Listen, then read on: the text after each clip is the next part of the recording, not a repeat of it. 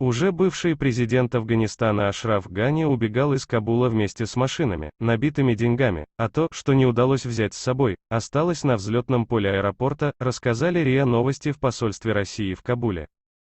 Что касается обрушения режима, то его наиболее красноречиво характеризует то, как Гани убегал из Афганистана, 4 машины были набиты деньгами, другую часть денег пытались запихнуть в вертолет, но не все поместилось. И часть денег осталась лежать на взлетном поле, рассказал РИА Новости пресс-секретарь дипмиссии Никита Ищенко. Напомним, 72-летний Ашраф Гани, с 2014 года руководивший Афганистаном, покинул страну 15 августа, после того как боевики движения «Талибан» всего за 10 дней захватили все крупные города и административные центры 26 провинций из 34 провинций страны и окружили Кабул. Ашраф Гани сейчас находится в Омане, одной из арабских стран Персидского залива.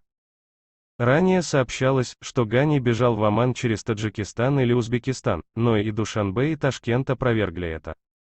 Афганский телеканал Телоньюз опубликовал фотографию с траектории полета самолета, показывающей, как воздушный лайнер в течение долгого времени кружился на небе вокруг аэропорта города Бахтар, бывший Курган-Тюбе, на юге Таджикистана. На фотографии видно, что площадь кружения самолета охватывает огромную территорию вокруг аэропорта и включает Кизит-Калу, Заргар, Вахштрой и даже Янгиабад и город Сарбанд. Телоньюз утверждает, что 15 августа в небе над Бахтаром и его окрестностей так долго кружил самолет с уже бывшим президентом Афганистана Ашрафом Гани.